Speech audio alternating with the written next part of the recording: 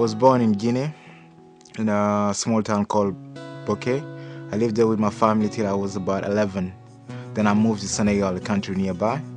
And I stayed there till I was about 18. Then I came to London. So I found myself really quickly on the streets of London, alone with nothing, no money, nowhere to sleep, and yeah, just alone on the streets. I've lived in Christian community for 37 years. I come from a background of socialism, Marxism, workers' revolution. My parents were members of the Communist Party. I came to this church to put a friend of mine off because he'd become a Christian.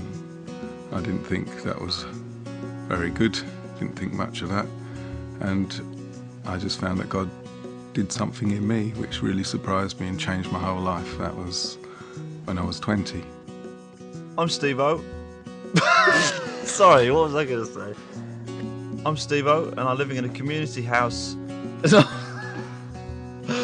again. My name's Thea. I live in a Christian community house in Coventry.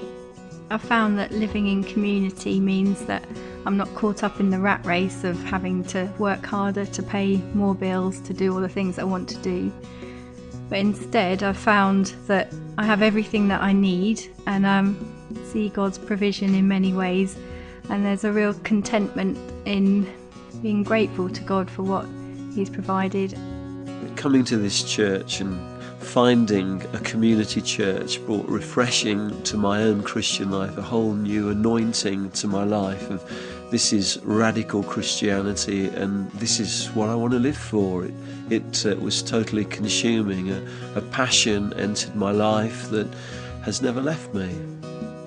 Okay, we'll do this one. This is it, yeah? Okay.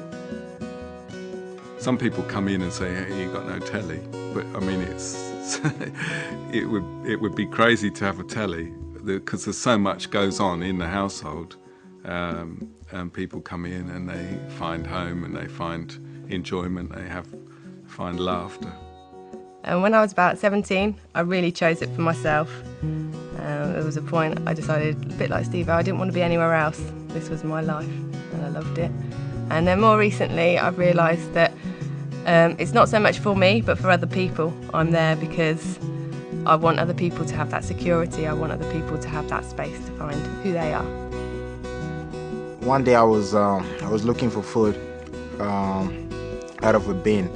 A homeless guy approached me, asked me if I wanted some food. I said yes. He said, well, there was a place called the London Jesus Center where I could go. There was something really different about them. They had some kind of air about them. They were quite nice and really understanding of people. Just even people they didn't know at all, they didn't even know me, but they were still, it's like they really loved me. And I didn't really get it, but it was quite amazing.